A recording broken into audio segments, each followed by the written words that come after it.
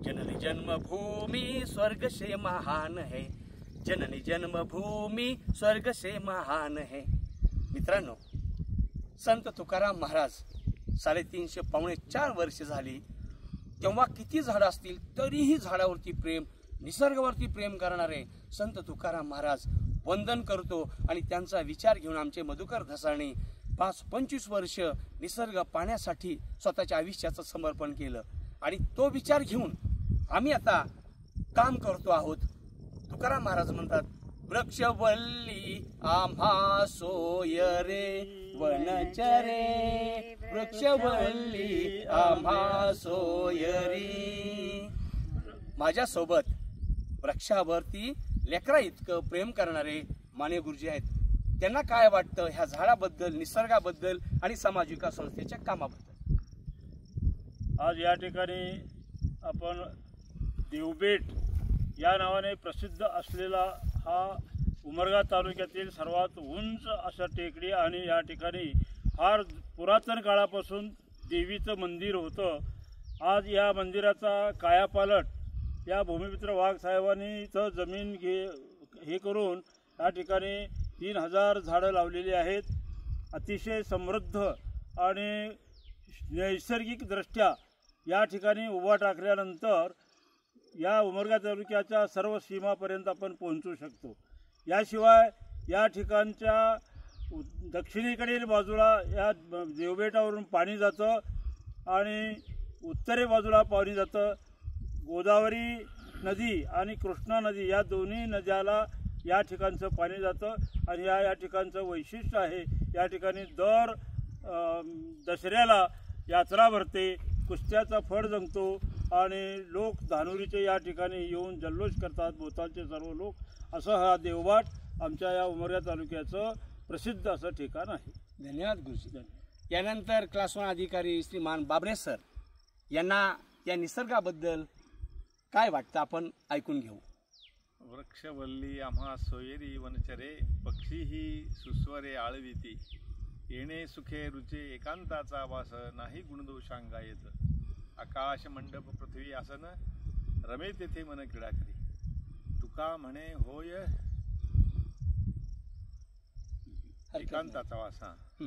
अशा प्रकारे तुकोबानी 1600 इसवी मध्ये सांगून गेले आणि आज इथे तुकारामाचा वारसा झाडं लावण्याचा आणि झाडाजवळ रमण्याचा वाघ भूमिपुत्र यांनी प्रयत्न चालवलेला आहे आणि त्यांच्या विनंतीनुसार आज 19 नोव्हेंबर 2025 रोजी या देवबटावर येण्याचा मला योग आला। त्यांच्या या कार्याला कृतिशील आम्ही एक झाडं लावून शुभेच्छा देतो। थँक्यू सर, धन्यवाद। त्यानंतर ज्योती ते आपल्या समोर व्यक्त होणार आहेत।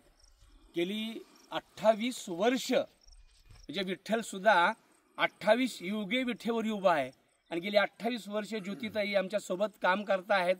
महिला राज्यसत्ता आंदोलनाची कुटुंब सत्तेपासून राज्यसत्तेपर्यंत महिला पोचली पाहिजे म्हणून अहोरात्र कष्ट करणाऱ्या ज्योतिताई कावळे त्यांना विनंती करतो की आपण थोडंसं व्यक्त व्हावं। नमस्कार, माझं नाव सौ ज्योती कावळे। निसर्गामध्ये हिरवळ सगळ्यांना प्रसन्नता देते, शांतता देते, समाधान देते। तसंच आपणाला जो दैनंदिन जीवनामध्ये ऑक्सिजन लागतो ते सुद्धा आपणाला या झाडापासून मिळतं। म्हणून मला सांगावंसं वाटतं की प्रत्येक व्यक्तीने आपल्या जीवनात आल्यानंतर एक तरी झाड लावावं आणि हे आपलं जे निसर्गाचं सौंदर्य आहे ते टिकवून ठेवावं। आज काळाची गरज झाली आहे की जिकडं पाहावं तिकडं सिमेंटची जंगलं झालेली आहेत। त्यासाठी आपल्याला या पृथ्वीचा किंवा या निसर्गाचा समतोल राखण्यासाठी आपल्याला झाडं लावणं खूपच गरजेचं आणि अत्यावश्यक आहे। मला आनंद वाटतो, मी गेली सरांनी आत्ता सांगितल्याप्रमाणे 20-25 वर्षापासून त्यांच्यासोबत जुडलेली आहे। बचत गटाच्या माध्यमातून तसंच महिला राज्यसत्ता आंदोलनाच्या माध्यमातून अशा अनेक विविध सामाजिक कार्यासोबत मी सरांसोबत जोडलेली आहे आणि हे करत असतानाच मी काही काळामध्ये थोडा म्हणजे गॅप घेतला की मला माझे वैयक्तिक जे जबाबदाऱ्या होत्या त्यासुद्धा मला तेवढ्याच तत्परतेनं किंवा काळजीनं पार पाडायच्या होत्या। म्हणून म्हणून, पण मी हा सामाजिक कार्याचा जो मी घेतलेला एक विडा होता तो कधीच बंद ठेवला नाही किंवा सोडला नाही. माझा संसार करत करत मी समाजासाठी सुद्धा मी काहीतरी देणं लागते म्हणून मी हे कार्य अखंड चालूच ठेवलेलं आहे. आणि परत असा योग आला की सर मला एके दिवशी बोलता बोलता म्हणले की आपण झाडं लावण्याचा उपक्रम राबवत आहोत. आणि मग मला खूप आनंद वाटला आणि सरांना मी सांगितलं की माझे सुद्धा माझ्या नावचे सर जेवढे जमतील तेवढे मी त्या झाडं लावण्याचा मी तुमच्यासोबत सहभागी आहे म्हणून त्यांना मी असं बोललेलं होतं. आणि ती गोष्ट आज खऱ्या अर्थानं संपूर्णत्वाला पोहोचलेली आहे आणि मला खूप आनंद वाटतोय. हे ठिकाण मला मी पहिल्यांदा इथं भेट देते.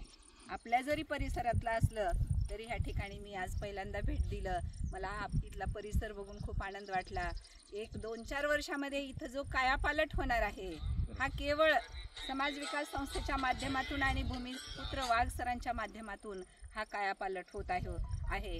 मग असं प्रत्येक जर व्यक्तीने असा विचार करून जर समाजामध्ये ही चांगली भावना रुजवत गेलो तर प्रत्येकजण हे धरती कशी हिरवीगार आणि सुंदर सौंदर्याने नटलेली आपणाला दिसल्याशिवाय राहणार नाही. मी आज खूप धन्य झाले. एवढे बोलते 2 शब्द. धन्यवाद. जय हिंद. त्यानंतर खंडाळकर ताईंना विनंती करतो की आपण आम्हाला शुभेच्छा द्याव्यात. नमस्कार, मी सुजाता संजय खंडागळे बोलते.